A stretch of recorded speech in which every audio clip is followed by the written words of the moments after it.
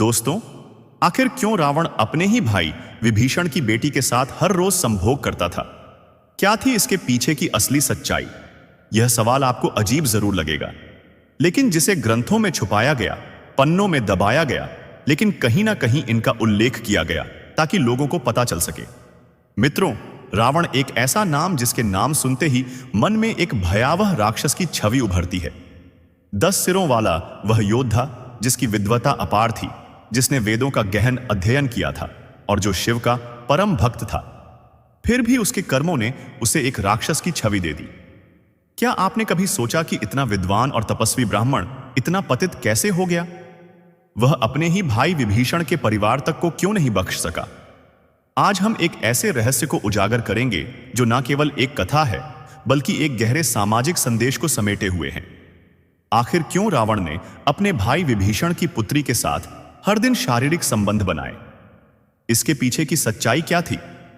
यह प्रश्न केवल वासना की कहानी नहीं, बल्कि सत्ता के नशे और अहंकार की उस मानसिकता की कहानी है जो रिश्तों और मर्यादाओं को तार तार कर देती है। यह कथा हमें उस अंधेरे को दिखाती है जहां शक्ति और विद्वता भी धर्म के मार्ग से भटक सकती है। तो आइए इस रहस्य को शास्त्रों, लोक कथाओं और तमिल ग्रंथों के आधार पर समझने की कोशिश करें। लेकिन आगे बढ़ने से पहले आपको बता दूं कि रामायण में स्पष्ट कहा गया है, कथा हो या सीख, अगर बीच में छोड़ दिया जाता है तो वह पाप की श्रेणी में आता है। इसलिए आपसे विनम्र निवेदन है कि इस कथा को अंत तक जरूर सुने। एक बार भगवान श्री हरि विष्णु क्षीर सागर में शेषनाग की सैया पर विश्राम कर रहे थे। तभी रावण की पत्नी मंदोदरी भगवान श्री हरि विष्णु के पास आती है और कहती है, हे प्रभु, मेरे मन में एक विचित्र प्रश्न बार बार उठ रहा है जो मन ही मन खाए जा रहा है। उसी प्रश्न के उत्तर के लिए मैं आपके पास आई हूं। तब भगवान श्री हरि विष्णु जी ने कहा, कहिए मंदोदरी, आपका वह प्रश्न कौन सा है? मंदोदरी बोली, हे प्रभु, मेरा प्रश्न यह है कि वह कौन से लोग हैं जिनके पास अपनी स्त्री को भूलकर भी नहीं छोड़ना चाहिए? भगवान श्री हरि विष्णु ने कहा, मंदोदरी, सच में आपने संपूर्ण जगत के लिए उचित प्रश्न किया है। यह प्रश्न प्रत्येक गृहस्थ जीवन जीने वाले मनुष्य के लिए अत्यंत आवश्यक है, परंतु मैं तुम्हें तुम्हारे प्रश्न का उत्तर एक कथा के माध्यम से दूंगा। मंदोदरी बोली, ठीक है प्रभु, कृपया आप उस कथा को कहिए। मैं उस कथा को पूर्ण अंत तक अवश्य सुनूंगी।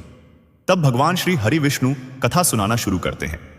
मंदोदरी, प्राचीन काल की बात है। शिवपुर नगर में एक धनवान सेठ रहा करता था। उस सेठ का पूरे नगर में सबसे आलीशान घर था। सेठ की पत्नी बड़ी ही रूपवान थी। शिवपुर में कोई भी स्त्री सेठ की पत्नी जैसी सुंदर नहीं थी। सेठ के घर में एक वृक्ष था जिसमें एक बूढ़ा तोता अपना घोंसला बनाकर रहता था। सेठ और उसकी पत्नी उस कबूतर का भली भांति ध्यान रखते थे, उसे हर रोज दाना पानी देते थे और खूब प्यार करते थे। सेठ के घर में कई पुरुष नौकर चाकर काम करते थे। सेठ व्यापार के सिलसिले में कई दिनों तक नगर से बाहर रहता था। एक दिन वह बूढ़ा तोता सेठ से कहता है, हे प्यारे सेठ, आपको अपनी पत्नी को अकेला छोड़कर नहीं जाना चाहिए। सेठ बोला, तुम ऐसा क्यों कह रहे हो? क्यों मैं अपनी पत्नी को अपने घर पर अकेला नहीं छोड़ सकता? तोता ने कहा, सेठ जी, यह बात मैं आपको एक कहानी के माध्यम से बताता हूं, आप ऐसे नहीं समझेंगे। सेठ बोला, ठीक है तोता, तुम कहानी सुनाओ। भगवान श्री हरि विष्णु जी आगे कहते हैं, मंदोदरी, अब वह बूढ़ा तोता अपनी कहानी सुनाना शुरू करता है और कहता है, सेठ जी, आप इस कहानी को पूरा ध्यान देकर सच्चे मन से सुनिए। जो बातें मैं आपको इस कहानी के माध्यम से बताऊंगा, आप उन्हें जरूर याद रखना। बूढ़ा तोता कहानी शुरू करता है। चंद्रनगर में महाराज भानसेन नाम के एक राजा राज करते थे। भानसेन एक सन की किस्म का राजा था। एक बार वह भ्रमण करने के लिए जंगल में चला जाता है। जंगल में घूमते घूमते उसकी भेंट एक संत महात्मा से हो जाती है। वह संत एक ढोंगी था। राजा भानसेन सभी साधु संतों पर बहुत विश्वास करता था। उस संत को देखकर राजा के मन में जिज्ञासा उठी। राजा ने संत को अपना परिचय दिया और पूछा, हे संत महाराज, आप बहुत पहुंचे हुए संत दिखाई पड़ते हैं। मेरी रानी इस समय गर्भवती है। मैं जानना चाहता हूं कि मेरी रानी की कोख से पुत्र का जन्म होगा या पुत्री का। ढोंगी संत ने कहा, हे राजन, मैं यह तो नहीं जानता कि तुम्हारी रानी की कोख से पुत्र का जन्म होगा या पुत्री का, परंतु मैं तुम्हें इतना जरूर कह सकता हूं कि अगर तुम्हारी रानी ने पुत्री को जन्म दिया तो तुम्हारा सर्वनाश हो जाएगा। यह सुनकर राजा भानसेन भयभीत हो गया और सोचने लगा, अगर मेरी रानी ने पुत्री को जन्म दे दिया तो मेरी मृत्यु हो जाएगी। यही सोचकर राजा को पुत्री के नाम से नफरत होने लगी। घर आने के बाद राजा ने अपनी रानी से कहा, हे रानी, भूल से भी हमारे घर में पुत्री का जन्म नहीं होना चाहिए। अगर पुत्री पैदा हुई तो मैं तुम्हें सैनिकों से कहकर जान से मरवा दूंगा और होने वाली पुत्री को भी मरवा डालूंगा। भगवान श्री हरि विष्णु कहते हैं, मंदोदरी, वह तोता आगे कहता है सेठ जी। राजा की यह बात सुनकर रानी डर गई, क्योंकि वह जानती थी कि राजा सन की है। अगर मेरी कोख से पुत्री का जन्म हुआ तो वह सचमुच उसे मरवा देगा। रानी रोज भगवान से प्रार्थना करने लगी, हे परमात्मा, मेरी कोख से पुत्री का जन्म ना हो, वरना राजा उसे जीवित नहीं छोड़ेगा। भगवान की कृपा से रानी ने पहले एक पुत्र को जन्म दिया, जिसे देखकर रानी और राजा भानसेन बहुत प्रसन्न हुए। राजा इसलिए प्रसन्न हुआ कि उसे पुत्री नहीं हुई। रानी इसलिए प्रसन्न हुई कि अगर पुत्री होती तो राजा उसकी हत्या कर देता, जिससे उसके पति को कन्या हत्या का पाप लगता। कुछ समय बाद जब रानी ने फिर से गर्भ धारण किया तो बच्चे के जन्म का समय आया। उसी दौरान राजा को किसी जरूरी काम से दूसरे राज्य में जाना पड़ गया। उसे लौटने में कई दिन लगने वाले थे। जाते समय राजा ने रानी से कहा, यदि तुम्हारे गर्भ से बेटी का जन्म हो तो उसे सैनिकों से कहकर मरवा देना। मैं अपनी पुत्री का चेहरा नहीं देखना चाहता। भगवान भोलेनाथ आगे कहते हैं, मंदोदरी, वह बूढ़ा कबूतर सेठ से कहता है। इतना कहकर राजा तो चला गया। उसे अपने नगर लौटने में कई माह लग गए, लेकिन इसी दौरान रानी ने एक पुत्री को जन्म दिया। रानी को जिस बात का डर था वही हो गया। बेटी को देखकर रानी घबरा गई। वह सोचने लगी, अब तो राजा के आदेश के अनुसार बेटी की हत्या करनी पड़ेगी, परंतु यह निंदनीय कार्य है। मैं यह कैसे करूंगी? मैं एक मां हूं। मेरे लिए बेटा जितना प्यारा है उतनी ही मेरी बेटी भी प्यारी है। रानी रोने लगी और बोली, हे भगवान, यह आपने क्या किया? मुझे पुत्री क्यों दी? कन्या हत्या का पाप बहुत बड़ा होता है। एक पूत कपूत हो सकता है, पर एक माता कुमाता नहीं हो सकती। रानी बहुत बड़े धर्म संकट में फंस चुकी थी। उसे रोता देख एक दाई ने पूछा, हे रानी, आप रो क्यों रही हैं? घर में पुत्री हुई है, यह तो सौभाग्य की बात है, फिर आप यूं रो रही हैं, इसका क्या कारण है? रानी ने कहा, दाई, जो नहीं होना चाहिए था वही हो गया। रानी ने दाई को सारी बात बताई। हमारे पति भानसेन ने इस कन्या को मारने का आदेश दिया है। हे दाई मां, अब आप ही बताइए, मैं इस बच्ची की जान कैसे ले सकती हूं? दाई ने कहा, हे रानी, तुम चिंता मत करो। तुम राजा से कह देना कि मैंने बेटी को मरवा दिया। मैं तुम्हारी बेटी को सबके सामने मारने के लिए ले जाऊंगी, लेकिन इसे मारूंगी नहीं, मैं इसे पाल लूंगी। अगर कोई पूछेगा तो मैं कह दूंगी कि यह मेरी भतीजी है। इससे बच्ची की जान भी बच जाएगी और यह राजा की नजरों से दूर रहेगी। दाई ने आगे कहा, रानी, तुम इसके पालन पोषण की चिंता मत करो, मैं इसे अपनी बेटी की तरह पालूंगी। यह सुनकर रानी को बहुत खुशी हुई। वह सोचने लगी, यही ठीक रहेगा। भले ही मुझे यह बेटी देखने को ना मिले, पर कम से कम वह जीवित तो रहेगी। रानी ने बड़े उदास मन से कुछ सोने के आभूषण अपनी पुत्री के लालन पालन के लिए दाई को दे दिए और कहा, हे दाई मां, मैं तुम्हारा यह एहसान जिंदगी भर नहीं भूलूंगी। जब भी तुम्हें धन की जरूरत पड़ेगी, मैं तुम्हें इससे भी अधिक दौलत दूंगी, पर मेरी बेटी का यह सच कभी किसी के सामने नहीं खुलना चाहिए। रानी ने अपनी बेटी को दाई को सौंप दिया। दाई ने पूरे राज्य और महल में खबर फैला दी कि राजा के आदेश के अनुसार मैंने बच्ची को मारकर जमीन में दफना दिया है। दाई ने उस बेटी का बहुत अच्छे ढंग से पालन पोषण शुरू किया। कुछ दिन बाद जब राजा भानसेन अपने महल लौटा तो उसे यही बताया गया कि रानी ने एक बेटी को जन्म दिया था और उसे मारकर जमीन में दफना दिया गया। यह सुनकर राजा बहुत खुश हुआ। इधर दाई उस बच्ची को अपनी भतीजी बताकर पालने लगी। जब भी रानी को अपनी बेटी को देखने की इच्छा होती, दाई उसे महल में ले आती। बेटी को देखकर रानी की ममता उमड़ पड़ती। वह चोरी छिपे अपनी बेटी से प्यार करती। अगर कोई पूछता कि यह बच्ची कौन है, तो वह कहती, यह दाई के भाई की बेटी है। अपनी पुत्री को देखकर रानी को बड़ा सुकून मिलता। वह दाई को धन, वस्त्र और आभूषण देती रहती। दाई ने रानी के आदेश के अनुसार बच्ची की परवरिश में कोई कमी नहीं छोड़ी। धीरे धीरे वह बेटी बड़ी होने लगी और जवान हो गई। रानी की पुत्री का पालन पोषण राजमहल में नहीं बल्कि एक गरीब दाई के घर में हुआ था। फिर भी वह एक सुंदर राजकुमारी की तरह दिखती थी। जब वह जवान हुई तो दाई ने उसे राजमहल ले जाना बंद कर दिया। वह पूरे दिन दाई के घर में ही रहती थी। एक दिन राजा भानसेन अपने नगर का भ्रमण कर रहा था। उसकी सवारी दाई के घर के सामने से निकली। उस समय वह कन्या घर के सामने स्नान करने के बाद अपने केश सुखा रही थी। वह राजा की बेटी थी जो रूपवती थी। उस समय वह और भी सुंदर प्रतीत हो रही थी। घोड़े के रथ पर बैठे राजा भानसेन ने उसे देखा तो बिजली सा झटका लगा। उसकी सुंदरता पर वह मोहित हो गया। राजा ने अपने मंत्री से पूछा, हे मंत्री, यह राजकुमारी सी दिखने वाली कन्या कौन है? इसने तो मुझे अपने रूप से घायल कर दिया। इसका पता लगाओ। मंत्री ने पता लगाकर बताया, महाराज, यह कन्या एक बूढ़ी औरत की भतीजी है। राजा को रात भर नींद नहीं आई। बार बार उस कन्या का चेहरा और उसकी कोमलता उसकी आंखों के सामने आती थी। सुबह होते ही राजा ने मंत्री से कहा, मंत्री, वह कन्या बहुत सुंदर है। उसने मेरी नींद उड़ा दी। अब मैं उसके बिना नहीं रह सकता।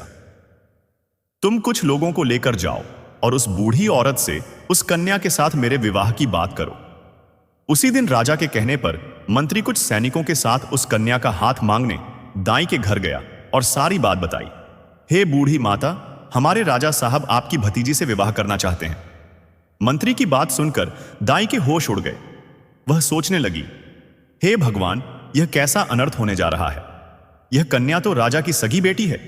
दाई ने साफ इनकार कर दिया। भाई, मैं एक गरीब स्त्री हूं। यह मेरी भतीजी राजा के लायक नहीं है। आप इस रिश्ते के लिए दोबारा मेरे घर मत आना। मंत्री ने कहा, हे बूढ़ी माता, तुम कैसी मूर्ख स्त्री हो। राजा के साथ अपनी भतीजी का विवाह करने से इनकार क्यों कर रही हो? तुम्हें तो अपना भाग्य समझना चाहिए कि राजा स्वयं तुम्हारी भतीजी से विवाह करना चाहते हैं। मंत्री के बार बार कहने पर भी दाई नहीं मानी। हारकर मंत्री राजा के पास लौट गया और सारी बात बताई। महाराज, वह बूढ़ी औरत अपनी जिद पर अड़ी है और आपके साथ अपनी भतीजी का विवाह करने से इनकार कर रही है। भगवान श्री हरिविष्णु जी कहते हैं, मंदोदरी वह बूढ़ा तोता सेठ से आगे कहता है। इस बार राजा ने और लोगों को दाई के घर भेजा। हजारों उपहार दिए, लालच दिखाया, यहां तक कि उसे डराया धमकाया भी। पर वह बूढ़ी औरत नहीं मानी। राजा का हठ देखकर वह गुस्से से भर गया। उसने तुरंत ऐलान किया, उस बूढ़ी औरत को पकड़कर मेरे दरबार में लाओ। राजा के आदेश पर सिपाही दाई के घर गए और उसे बंदी बनाकर दरबार में लाए। राजा के कहने पर सैनिकों ने दाई को कई कोड़े मारे। कोड़ों की मार बर्दाश्त न कर पाने पर दाई चीख पड़ी और सारी सच्चाई बता दी। हे महाराज, वह कन्या कोई और नहीं, आपकी सगी बेटी है। जब आपकी रानी ने उसे मारने के लिए मुझे सौंपा तो मैंने उसे मारना ठीक नहीं समझा। मैंने उसे अपने भाई की बेटी बताकर पाला। अगर आप अपनी बेटी से विवाह करेंगे तो आप बहुत बड़े पाप के भागी बनेंगे। दाई की बात सुनकर राजा चकित रह गया। उसने अपना माथा पीटा और सोचा, हे भगवान, मैं कितना बड़ा पाप करने जा रहा था। अब राजा भानसेन को दाई पर और गुस्सा आया। उसने अपने बेटे को हुक्म दिया, बेटा, अपनी बहन को जंगल में ले जाओ और उसका सिर काट दे। मुझे प्रमाण के लिए उसकी दोनों आंखें निकाल कर लाओ। राजा का बेटा, जो रानी की पहली संतान था और अब जवान हो चुका था, यह सुनकर परेशान हो गया। वह सोचने लगा, पिताजी ने मुझे बड़ा पाप सौंपा है। इतने वर्षों बाद मुझे अपनी बहन मिली और उसे मैं कैसे मार सकता हूं? अगर मैं ऐसा करूंगा तो भगवान मुझे कभी क्षमा नहीं करेंगे। वह सोचने लगा, मेरे पिताजी बहुत जिद्दी हैं। अगर मैं मना करूंगा तो वे किसी और से मेरी बहन को मरवा देंगे।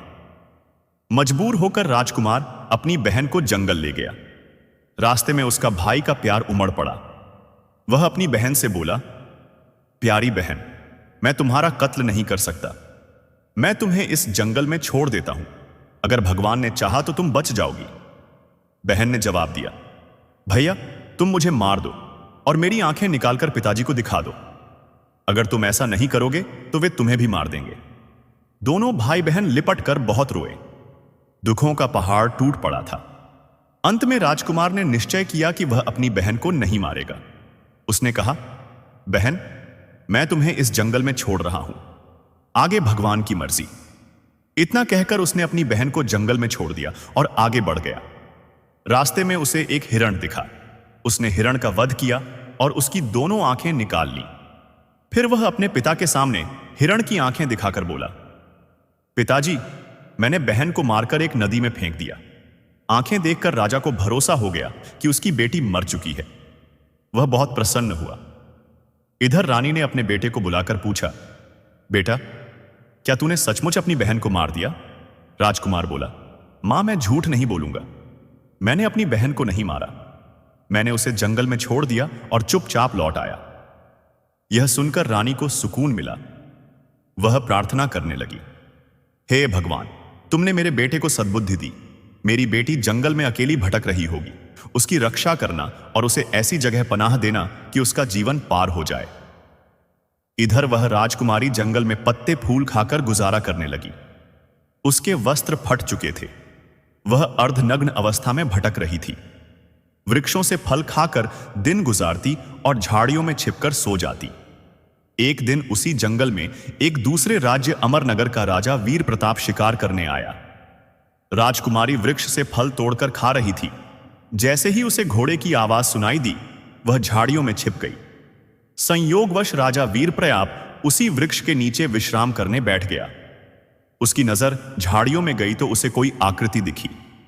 राजा ने आवाज लगाई, अरे तुम कौन हो? झाड़ियों में क्या कर रहे हो? बाहर निकलो। मैं तुम्हें विश्वास दिलाता हूं कि मैं तुम्हें कोई हानि नहीं पहुंचाऊंगा। राजकुमारी ने जवाब दिया, हे गिरिराज, मैं एक दुखी स्त्री हूं। मेरे बदन के वस्त्र फट चुके हैं। यदि तुम मुझे कोई वस्त्र दे सको तो मैं बाहर आ जाऊंगी। राजा वीर प्रताप आश्चर्यचकित हुआ कि जंगल में यह स्त्री क्या कर रही है। उसने एक चादर झाड़ी में फेंक दी।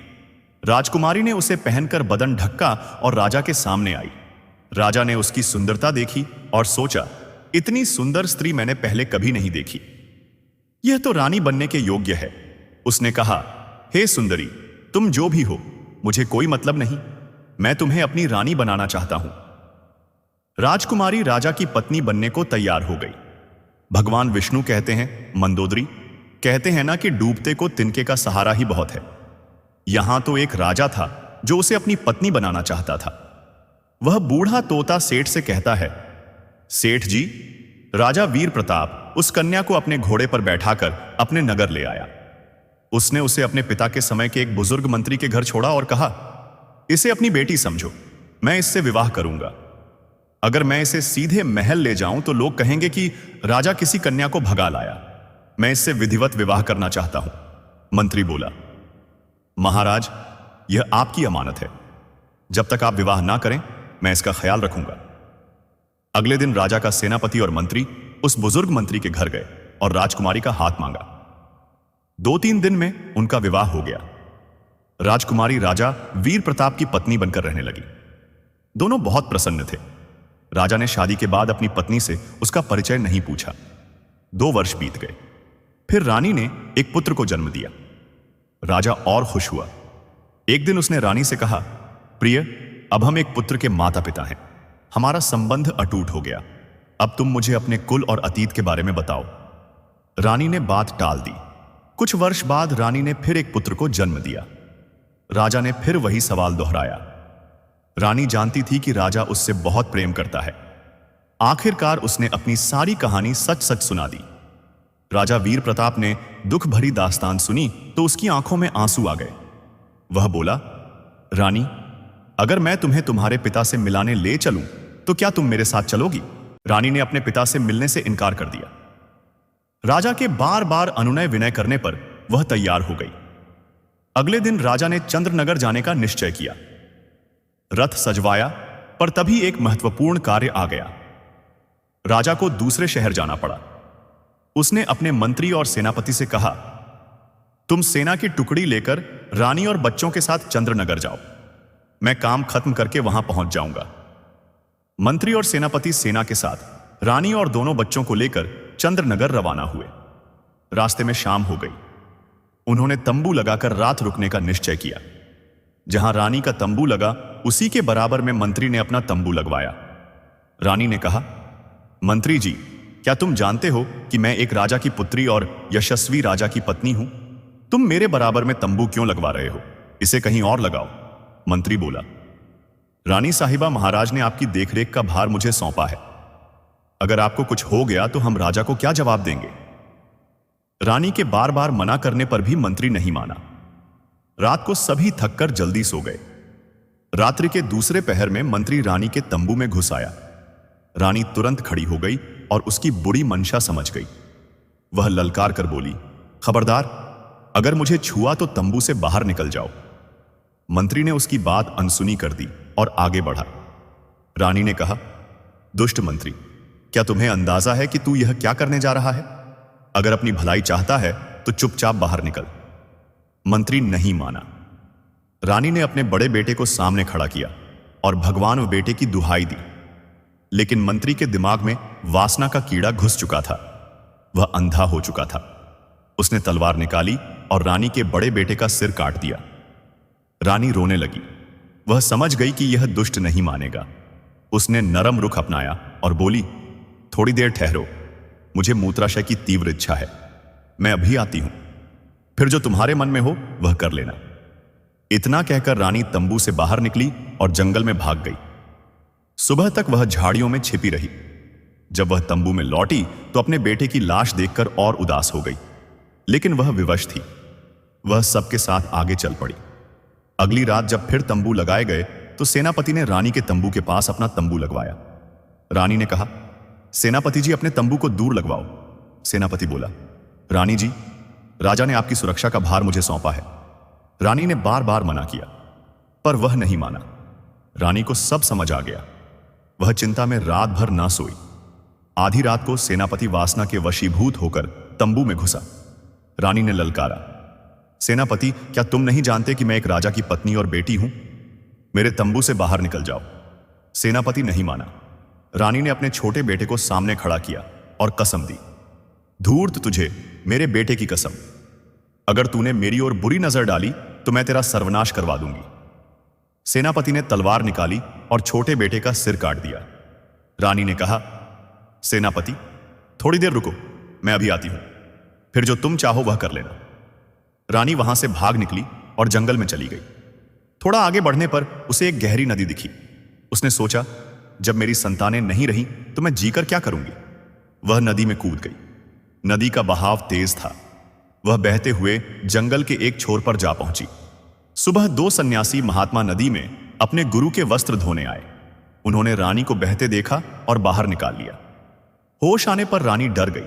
वह सोचने लगी, मंत्री और सेनापति से तो छुटकारा मिला, पर अब यह योगी मुझे घेर लेंगे। तभी चारों ओर सन्यासी आ गए। रानी और डर गई। वह इतनी सुंदर थी कि उसे देखकर सन्यासी आपस में लड़ने लगे। यह राजकुमारी मेरी है। आखिर में एक सन्यासी बोला, ऐसे तो कोई फैसला नहीं होगा, इसे गुरुजी के पास ले चलते हैं। वे रानी को अपने गुरु के पास ले गए। गुरु विद्वान और तपस्वी थे। उन्होंने रानी को देखकर समझ लिया कि यह राजघराने की है। उन्होंने शिष्यों को समझाया, शिष्यों, तुम 6 भाई हो और तुम्हारी कोई बहन नहीं। इसे अपनी बहन स्वीकार कर लो। यह तुम्हारे आश्रम में रहेगी तो तुम्हारी जिंदगी बदल जाएगी। गुरु के समझाने पर शिष्यों ने रानी को अपनी बहन बना लिया। वे सभी चंद्रनगर में रहते थे। रानी को पता था कि वह अपने पिता के राज्य में है। वह आश्रम में रहने लगी। उधर राजा धर्मपाल अपने मंत्री और सेनापति से मिला। उसने अपनी पत्नी और बच्चों को वहां ना देखा। उसने पूछा, मेरी पत्नी और बच्चे कहां हैं? मंत्री और सेनापति बोले, महाराज, हमें क्षमा करें, आपकी रानी डायन थी। उसने आपके दोनों पुत्रों को मारकर भाग गई। राजा वीर प्रताप को विश्वास हो गया। वह सोचा, एक झूठ बोलेगा तो दूसरा क्यों बोलेगा। उसने हुक्म दिया, हम राजा भानसेन के पास जाएंगे। राजा वीर प्रताप अपने मंत्री और सेनापति के साथ सूर्यनगर रवाना हुआ। इधर राजकुमारी ने अपने 6 सन्यासी भाइयों से कहा, भाइयों, राजा के पास जाओ और कहो कि हमारी बहन आपके दरबार में एक किस्सा सुनाना चाहती है। राजकुमारी जानती थी कि उसके पिता को किस्से सुनना पसंद है। 6 योगी भिक्षा मांगने के बहाने राजा भानसेन के दरबार में पहुंचे और उसकी बात कही। राजा ने तुरंत मंजूरी दे दी। अगले दिन योगी अपनी बहन को लेकर दरबार में आए। राजकुमारी योगियों के भेष में थी, इसलिए कोई उसे पहचान ना सका। जब वह किस्सा सुनाने लगी तो सब ध्यान से सुनने लगे। राजा को उसका किस्सा बहुत पसंद आया। उसने बहुत सारा इनाम दिया। योगी बोले, महाराज, जब भी आपको किस्सा सुनने की इच्छा हो, हम अपनी बहन को लाएंगे। अब राजकुमारी रोज अपने भाइयों के साथ दरबार में किस्सा सुनाने जाती और इनाम पाकर लौट आती। धीरे धीरे योगियों के दिन बदल गए। पहले वे भिक्षा मांगते थे, अब राजा से इतना धन मिलता कि मांगने की जरूरत ना पड़ी। एक रात राजकुमारी फिर किस्सा सुनाने आई। उसने अपने पति, मंत्री और सेनापति को वहां देखा। उसने सोचा, आज सब यहां है तो किस्सा सुनाने में आनंद आएगा। वह पर्दे की आड़ में बैठी और बोली, हे राजा साहब, आज मैं एक दर्द भरी कहानी लेकर आई हूं। अगर किसी को कोई जरूरी काम है तो अभी कर लें। किस्से के बीच में कोई उठेगा तो मैं सुनाना बंद कर दूंगी। राजा बोला, बेटी, तुम अपना किस्सा सुनाओ, कोई बीच में नहीं उठेगा। राजकुमारी ने किस्सा शुरू किया। किसी देश में एक जालिम राजा रहता था। उसे अपनी पुत्री से बहुत नफरत थी। जब उसके यहां बेटी ने जन्म लिया तो उसने अपने बेटे को उसे जंगल में मारने भेजा। यह सुनकर राजा भानसेन सोचने लगा, यह तो मेरा ही किस्सा है। वह खुश होकर बोला, इस किस्से को अंत तक सुनाया जाए। राजकुमारी ने आगे बताया, जब भाई उसे जंगल में ले गया तो उसने अपनी बहन को नहीं मारा, वह उसे छोड़कर लौट गया। यह सुनकर राजा भानसेन सोचा, शायद मेरी बेटी जिंदा हो। राजकुमारी ने कहा, वह बेचारी भूख प्यास से भटकने लगी, पत्ते फल खाकर जीवित रही। एक दिन एक घोड़े पर सवार राजा आया। उसने उसे चादर दी और अपने नगर ले गया। बिना कुछ जाने उसने उससे विवाह कर लिया। यह सुनकर राजा वीर प्रताप समझ गया कि यह उसका ही किस्सा है। उसने भी एक मोतियों की माला फेंकी और बोला, यह किस्सा अंत तक सुनाया जाए। राजकुमारी ने आगे कहा, वह राजा की रानी बन गई। उसकी कोख से 2 पुत्र हुए। पति ने उसका अतीत पूछा तो उसने अपने पिता की करतूतें बताईं। पति ने उसे उसके पिता से मिलाने का निश्चय किया, पर उसने गलती की। उसने अपनी पत्नी और बच्चों को अपने साथ ना भेजकर मंत्री और सेनापति के साथ भेज दिया। कहते हैं, चाहे कोई कितना सगा हो, अपनी जवान स्त्री, बहन या बेटी को किसी पर भरोसा करके नहीं भेजना चाहिए।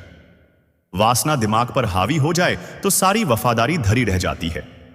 स्त्री पुरुष के लिए आकर्षण का केंद्र होती है। अगर वह अकेली किसी पुरुष के साथ जाती है तो उसके मन में काम विचार आ ही जाता है। भूल कर भी अपनी बहन बेटी को किसी के साथ नहीं छोड़ना चाहिए, खासकर जब वह पुरुष जवान और अकेला हो। राजकुमारी दरबार में किस्सा सुना रही थी। राजा और वीर प्रताप बड़े ध्यान से सुन रहे थे। राजकुमारी ने कहा, राजा ने अपनी पत्नी और बच्चों को मंत्री और सेनापति के साथ भेजा। सफर लंबा था। रास्ते में सूर्यास्त हुआ तो उन्होंने तंबू लगाए। मंत्री ने रानी के तंबू के बराबर में अपना तंबू लगवाया। रानी ने विरोध किया पर वह नहीं माना। रात को मंत्री ने दुष्कर्म की चेष्टा की। रानी ने बार बार मना किया, पर उसने रानी के बेटे का सिर काट दिया। रानी बहाना बनाकर जंगल में भाग गई। मंत्री के होश उड़ने लगे। वह बहाना बनाकर दरबार से उठना चाहता था, पर राजा ने डांट कर बैठा दिया। राजकुमारी ने आगे कहा, अली रात सेनापति ने रानी के तंबू के पास तंबू लगवाया। रानी ने मना किया, पर वह नहीं माना। रात को वह भी दुष्कर्म की लालसा से तंबू में घुसा। रानी ने ललकारा, अपने छोटे बेटे की कसम दी, पर उसने बेटे का सिर काट दिया। रानी फिर बहाना बनाकर जंगल में भाग गई। वह नदी में कूद गई, पर किस्मत ने साथ दिया, वह जिंदा बच गई। सेनापति भी घबराने लगा। वह उठकर भागना चाहता था, पर राजा ने डांट कर बैठा दिया। राजकुमारी ने कहा, वह नदी में बहते हुए 6 सन्यासियों के पास पहुंची। सन्यासियों ने उसे अपनी पत्नी बनाना चाहा, पर उनके गुरु ने उन्हें समझाया। सन्यासियों ने उसे अपनी बहन बना लिया। फिर वे उसे रोज राजा के दरबार में किस्सा सुनाने ले जाने लगे। कहानी खत्म करके राजकुमारी ने पर्दा हटाया और राजा के सामने खड़ी हो गई। राजा भानसेन ने अपनी बेटी को पहचान लिया। राजा धर्मपाल ने अपनी पत्नी को देखकर खुशी जताई, पर अपने पुत्रों की मृत्यु का दुख उसे खाए जा रहा था। वीर प्रताप ने राजा से कहा, महाराज, मेरा मंत्री और सेनापति मेरा शत्रु है। मैं इन्हें दंड देना चाहता हूं। उसने दोनों के सिर काट दिए। पापियों को सजा मिल चुकी थी। राजा भानसेन ने अपनी बेटी को गले लगाया और बार बार क्षमा मांगी। पुत्री ने पिता को क्षमा कर दिया। राजकुमारी कुछ दिन अपने पिता के घर रही। फिर राजा भानसेन ने अपनी बेटी की धूमधाम से विदाई की। राजा वीर प्रताप अपनी पत्नी को लेकर अमरनगर लौट आया।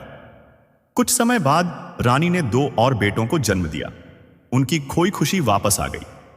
भगवान श्री हरि विष्णु कहते हैं, मंदोदरी, इस प्रकार बूढ़े तोता ने सेठ को समझाया कि कैसे लोगों के पास अपनी पत्नी को नहीं छोड़ना चाहिए। मंदोदरी को उनके प्रश्न का उत्तर मिल गया। मित्रों, कहते हैं ना कि अगर भगवान किसी के पक्ष में हो तो कोई उसका बाल बांका नहीं कर सकता। मृत्यु, जीवन और मरण विधाता के हाथ में होता है, इंसान के हाथ में कुछ नहीं।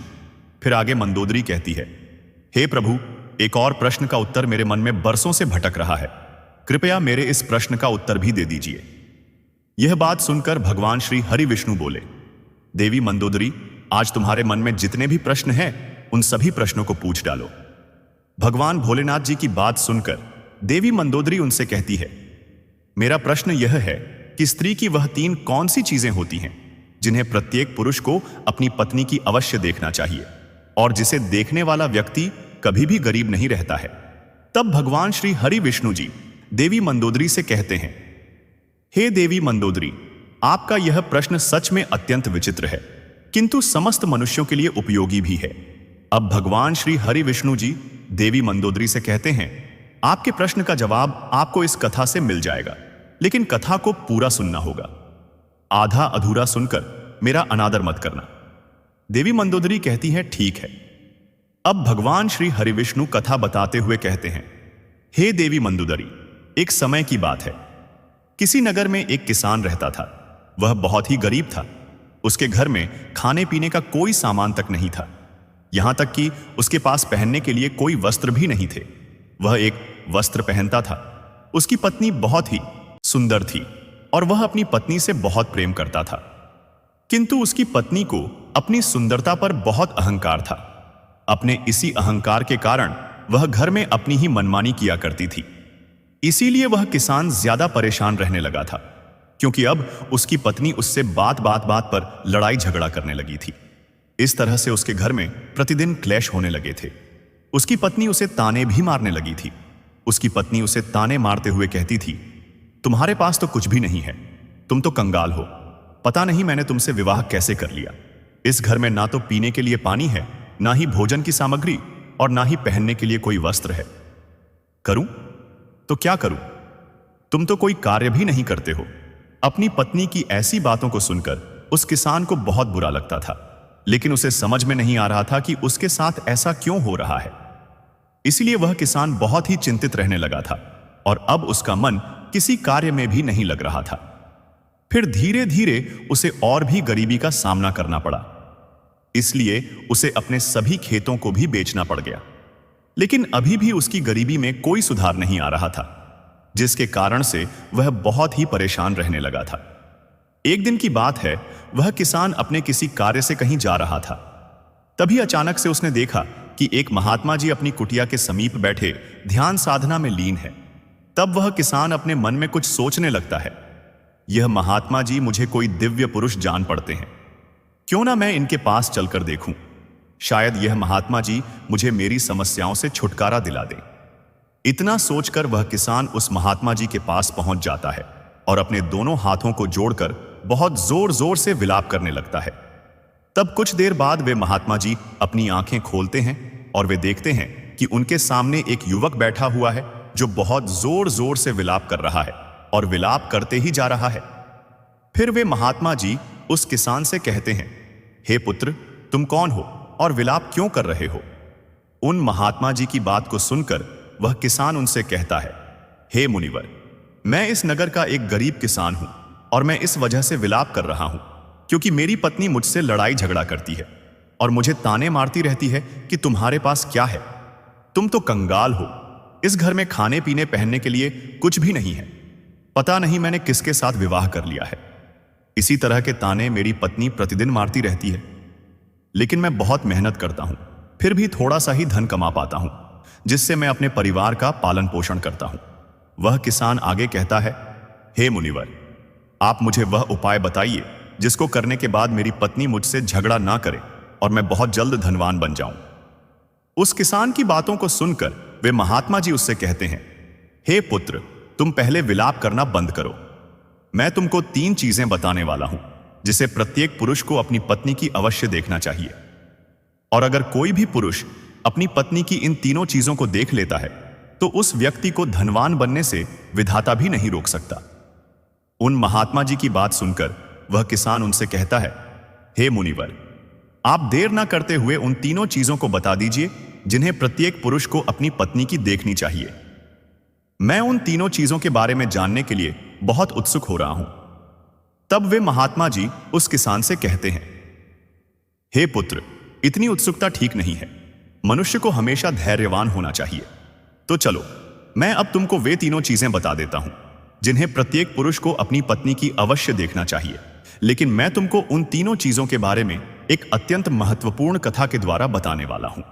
इसलिए तुमको मुझसे एक वादा करना होगा कि जब मैं इस कथा को सुनाऊंगा तब तक तुम्हें इस कथा को सुनना होगा। उन महात्मा जी की बात सुनकर वह किसान उनसे कहता है, हे मुनिवर, मैं आपको विश्वास दिलाता हूं, मैं इस कथा को शुरू से लेकर अंत तक पूरा अवश्य सुनूंगा। उस किसान से कहते हैं, हे पुत्र, किसी नगर में एक व्यापारी रहता था। वह उस नगर का सबसे बड़ा व्यापारी था। उस व्यापारी और उसकी पत्नी में आपस में बहुत प्रेम था। वे दोनों एक दूसरे से बहुत प्रेम करते थे और उनके घर में कभी भी लड़ाई झगड़ा नहीं होता था। कभी भी किसी को लेकर व्यापारी और उसकी पत्नी के बीच में किसी भी प्रकार का कोई क्लेश नहीं होता था। इसीलिए उसके घर में सदैव माता लक्ष्मी जी का वास बना रहता था। उसे अपने व्यापार में कई गुना सफलता प्राप्त होती थी। व्यापारी और उसकी पत्नी के बीच में इतना प्रेम था कि उसके आस पड़ोस के लोग उनके इस प्रेम को देखकर ईर्ष्या करने लगे थे, जिसकी वजह से कुछ स्त्रियां तो व्यापारी की पत्नी से बात तक भी नहीं करती थी। उसकी पत्नी प्रतिदिन संध्या काल के समय एक दीपक अपने घर अवश्य प्रज्वलित करती थी, लेकिन कुछ स्त्रियां उसे ऐसा करने से भी रोकती थीं और कहती थीं, तुम प्रतिदिन संध्या काल के समय अपने घर में दीपक क्यों प्रज्वलित करती हो? ऐसा करने से तुम्हें क्या लाभ होगा? तुम ऐसा मत किया करो। किंतु वह किसी की बात सुनकर भी अनसुना कर देती थी और अपनी मनमर्जी किया करती थी। यहां तक कि वह अपने पति यानी कि उस व्यापारी की भी कोई बात नहीं मानती थी। वह अपने अनुसार घर को चलाती थी और वह व्यापारी भी अपनी पत्नी को किसी भी कार्य को करने से मना नहीं करता था, क्योंकि वह व्यापारी बहुत बुद्धिमान था। वह अच्छी तरह से जानता था कि वह अपनी पत्नी को किसी भी कार्य को करने से मना करेगा तो निश्चित है कि उन दोनों में लड़ाई झगड़ा होगा और प्रतिदिन क्लश होगा, जिसकी वजह से उसका ध्यान अच्छी तरह से व्यापार में नहीं लग पाएगा और व्यापार में हानि होने लगेगी। साथ ही साथ वह व्यापारी अपनी पत्नी को छोड़ना भी नहीं चाहता था, क्योंकि वह अपनी पत्नी से बहुत प्रेम और प्रसन्नता पूर्वक अपने घर चले जाते हैं। उसके बाद उस नगर का राजा पूरे नगर में यह ऐलान कर देता है कि आज रात को पूरे नगर में सभी लोगों के घरों में व्यापारी और उसकी पत्नी के बीच इतना प्रेम होने के कारण दीप प्रज्वलित किए जाए, जिससे उस व्यापारी और उसकी पत्नी के बीच के प्रेम की सराहना हो।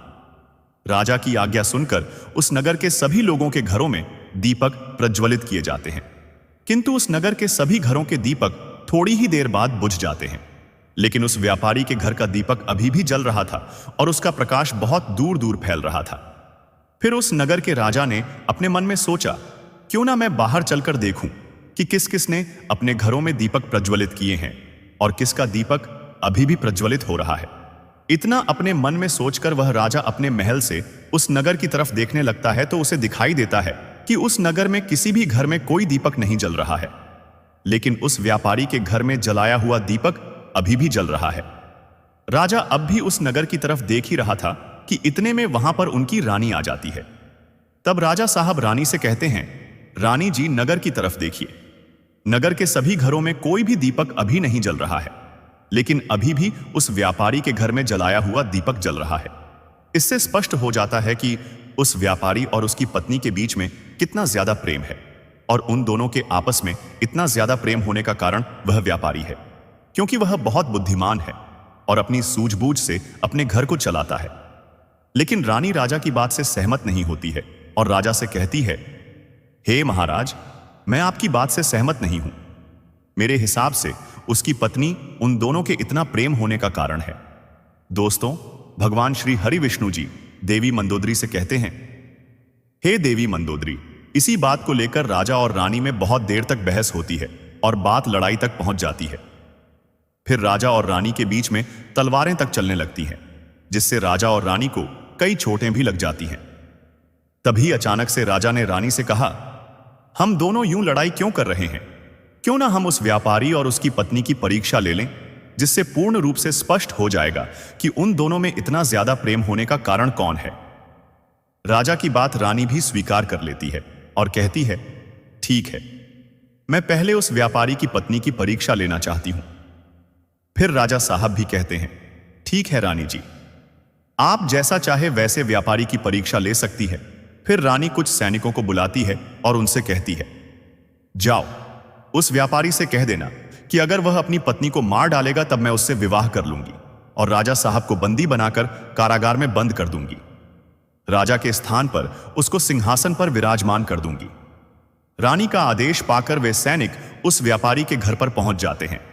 शाम होने वाली थी और व्यापारी की पत्नी कहीं गई हुई थी, लेकिन वह व्यापारी घर में ही था, क्योंकि वह थोड़ा सा बीमार पड़ गया था। फिर वे सैनिक उस व्यापारी के घर के पास पहुंच उसके द्वार के दरवाजे को खटखटाने लगते हैं। तब दरवाजे खटखटाने की आवाज सुनकर वह व्यापारी किसी तरह से दरवाजे को खोलता है। तो वे सैनिक उस व्यापारी से कहते हैं, सुनिए, रानी साहिबा का आदेश है कि अगर आप अपनी पत्नी को जान से मार डालेंगे तब रानी साहिबा आपसे विवाह कर लेंगी और राजा साहब को बंदी बनाकर कारागार में डाल देंगी। फिर आपको उनके स्थान पर सिंहासन पर विराजमान कर देंगी। इस नगर पर आपका राज्य हो जाएगा।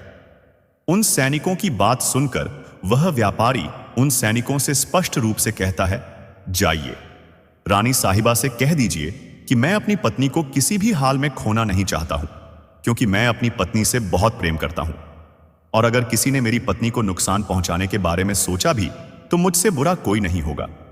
और बात रही रानी साहिबा से विवाह करने की, तो आप रानी साहिबा से कह दीजिएगा कि मैं उनसे किसी भी हाल में विवाह करने के लिए तैयार नहीं हूं, चाहे वे मुझे अपना सिंहासन ही क्यों ना दे दें।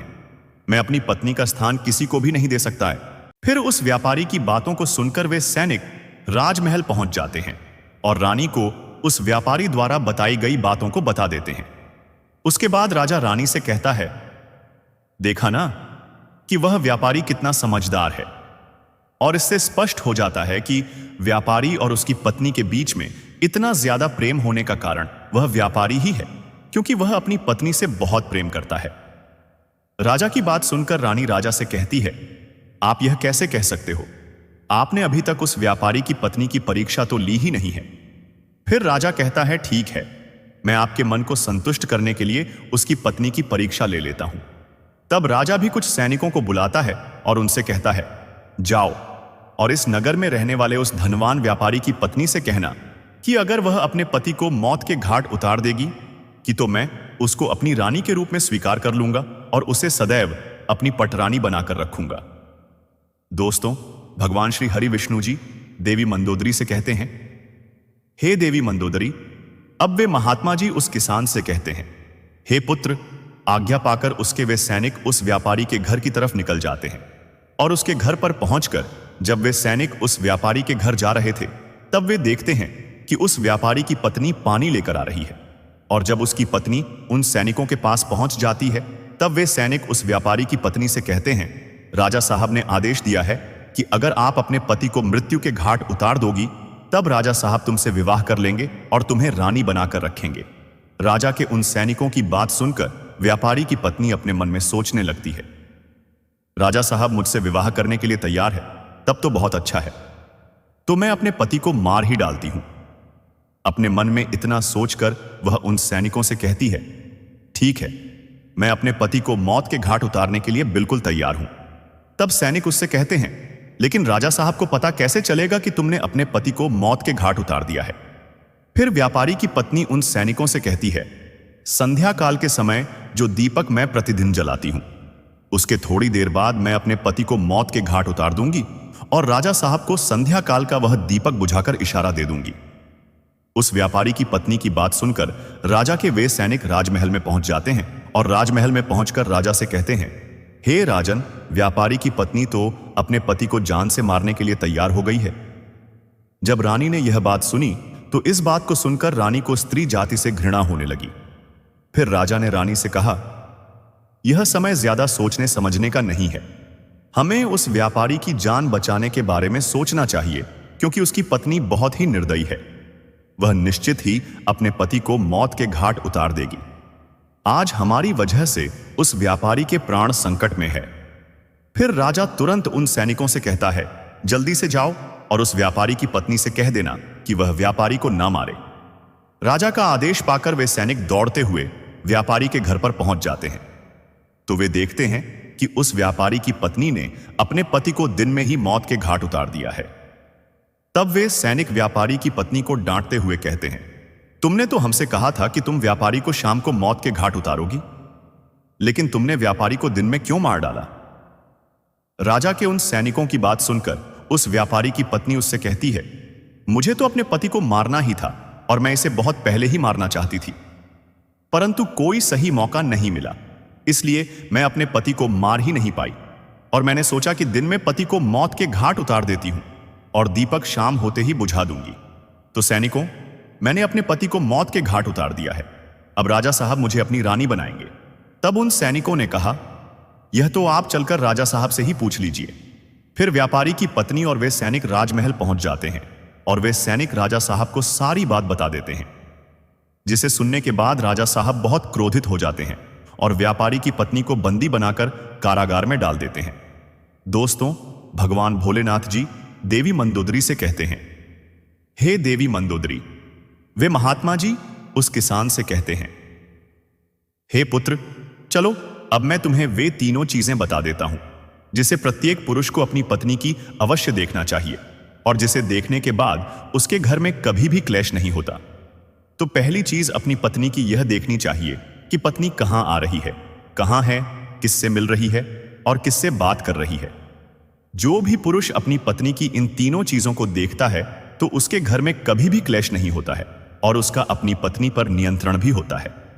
दूसरी चीज प्रत्येक पुरुष को अपनी पत्नी की अवश्य देखना चाहिए, वह है बोलचाल।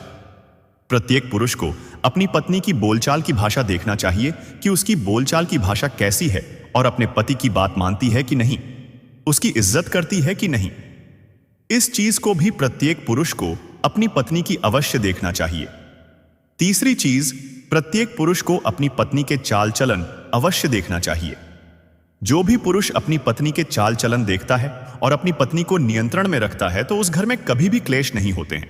लेकिन जो स्त्रियां घर को अपनी ही मनमानी पर चलाती हैं और पति की बातों को नहीं मानती है, तब उसका भी हाल उस व्यापारी की तरह ही हो जाता है। दोस्तों, भगवान भोलेनाथ जी देवी मंदोदरी से कहते हैं, हे देवी मंदोदरी, अब तो आपको आपके सभी प्रश्नों के उत्तर मिल ही गए होंगे। तब देवी मंदोदरी भगवान श्री हरि विष्णु जी से कहती हैं, हे प्रभु, आज आपने मुझे बहुत ही महत्वपूर्ण ज्ञान दिया है। मैं आपको विश्वास दिलाती हूं कि मैं इस ज्ञान का विस्तार समस्त ब्रह्मांड में अवश्य विख्यात करूंगी। दोस्तों, अब हम जानेंगे आखिर क्यों रावण अपने ही भाई विभीषण की बेटी के साथ हर रोज संबंध बनाता था। क्या थी इसके पीछे की असली सच्चाई? रावण कोई साधारण राक्षस नहीं था। वह एक विद्वान ब्राह्मण था जिसने वेदों और शास्त्रों का गहन अध्ययन किया था। वह भगवान शिव का अनन्य भक्त था जिसकी तपस्या ने स्वयं महादेव को प्रसन्न किया था। फिर भी जब अहंकार और वासना ने उसके मन को जकड़ लिया तो उसकी सारी विद्या और तप बेकार हो गए। लंका का सिंहासन उसे केवल राजा नहीं बनाता था, बल्कि उसे यह भ्रम देता था कि वह हर चीज का स्वामी है, यहां तक कि अपने भाई के परिवार का भी। कहते हैं, जब विभीषण ने धर्म का मार्ग चुना और श्री राम का साथ दिया, तब रावण का क्रोध भड़क उठा। उसने अपने भाई को गद्दार कहकर लंका से निष्कासित कर दिया। लेकिन उसका गुस्सा यहीं नहीं रुका। उसने प्रतिशोध का एक ऐसा रास्ता चुना जो अधर्म की चरम सीमा को छूता था। कुछ लोक कथाओं और जनश्रुतियों में उल्लेख मिलता है कि रावण ने विभीषण की पुत्री को अपने महल में जबरन बुलवाया। वह कन्या, धर्म, संस्कार और मर्यादा की मूर्ति थी, लेकिन रावण के लिए वह केवल एक साधन थी जिसके जरिए वह अपने भाई का अपमान कर सकता था। कहते हैं, उसने उस कन्या के साथ हर दिन जबरन शारीरिक संबंध बनाए। यह उसकी वासना नहीं थी, बल्कि एक क्रूर बदला था जिसके जरिए वह विभीषण को तिल तिल कर तोड़ना चाहता था। विभीषण को इस अत्याचार की खबर थी। वह श्री राम की शरण में था। फिर भी एक पिता के रूप में उसका हृदय हर रात का रहता था। वह जानता था कि उसकी बेटी न केवल शारीरिक बल्कि मानसिक यातना सह रही थी। वह स्वयं को दोषी मानता था कि धर्म के लिए लिया गया उसका निर्णय उसकी बेटी को भारी पड़ रहा था। फिर भी विभीषण ने हार नहीं मानी। उसने प्रतिशोध का रास्ता नहीं चुना। उसने केवल प्रभु श्री राम की सेवा में अपने आप को समर्पित कर दिया।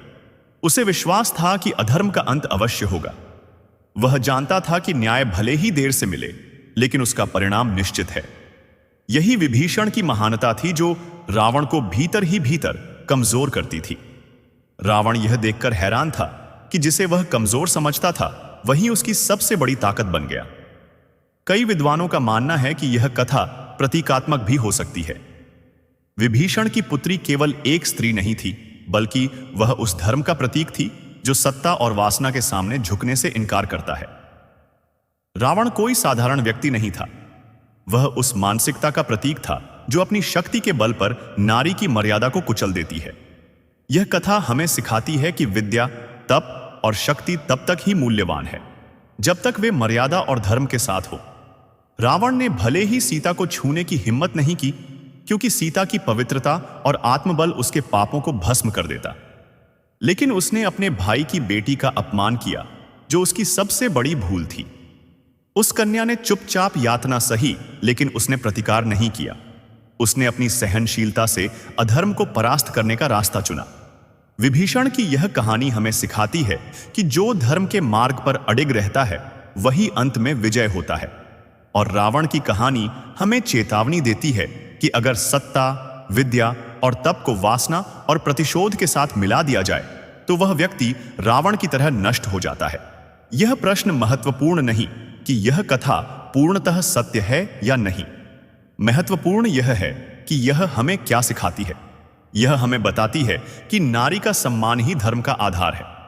जो व्यक्ति नारी को केवल भोग की वस्तु समझता है, वह चाहे कितना भी शक्तिशाली हो, उसका पतन निश्चित है। रावण ने शिव की भक्ति की, लेकिन वह यह भूल गया कि शिव स्वयं नारी के सम्मान के रक्षक है। जिसने मर्यादा तोड़ी वह भस्म हो गया। अब आइए रावण की उन 3 सीखों को जानते हैं जो उसने अपने अंतिम क्षणों में संसार को दी थी। पहली सीख, अच्छे कार्यों को कभी टालो मत, क्योंकि समय का कोई भरोसा नहीं। रावण ने स्वीकार किया कि उसने कई अच्छे कार्यों को अहंकार में टाला, जिसका उसे पछतावा हुआ। कथा में राजा भानसेन ने अपनी पुत्री के जन्म को स्वीकार करने का अच्छा कार्य टाल दिया। उसने ढोंगी संत की बात पर विश्वास कर अपनी बेटी को मारने का आदेश दे दिया, जो एक गलत निर्णय था। यदि वह समय पर अपनी पुत्री को स्वीकार करता और उसका पालन पोषण करता तो उसका जीवन और उसकी बेटी का जीवन इतना दुखमय ना होता। दूसरी सीख, रावण ने श्री राम को साधारण मानव समझकर उनकी शक्ति को कम आंका, जो उसकी हार का कारण बना। यह सीख सिखाती है कि किसी को भी कमजोर समझने की भूल नहीं करनी चाहिए, क्योंकि हर व्यक्ति में अप्रत्याशित शक्ति हो सकती है। तीसरी सीख, अपने रहस्यों को गुप्त रखो, क्योंकि विश्वासघात अपनों से ही होता है। रावण को अपने भाई विभीषण से विश्वासघात का सामना करना पड़ा, जिसने उसे यह सीख दी। कथा में रानी और दाई ने पुत्री के जीवित होने का रहस्य गुप्त रखा। यह रहस्य केवल दाई और रानी के बीच था और उन्होंने इसे राजा भानसेन से छिपाया। यह गुप्तता ही पुत्री की जान बचाने में सहायक रही। यदि यह रहस्य पहले ही खुल जाता तो राजा उसे मार डालता। दोस्तों, यह कथा केवल एक कहानी नहीं है, यह एक चेतावनी है। यह हमें बताती है कि सत्ता, ज्ञान और भक्ति का कोई मूल्य नहीं अगर वह मर्यादा और धर्म से विमुख हो। यह कथा हर उस व्यक्ति के लिए है जो सत्ता के नशे में रिश्तों को कुचलता है, नारी का अपमान करता है और धर्म को अपने स्वार्थ के लिए तोलता है। यदि यह कथा आपके हृदय को छू गई हो, यदि यह आपको प्रेरित करती है कि आप अपने जीवन में मर्यादा और धर्म को अपनाएं, तो इसे औरों तक पहुंचाएं, क्योंकि जब तक सत्य और धर्म की बातें फैलेंगी, अधर्म की परछाइयां कम होती जाएंगी। आपको यह कथा कैसी लगी? अपने विचार हमें कमेंट बॉक्स में जरूर बताएं। जय श्री राम।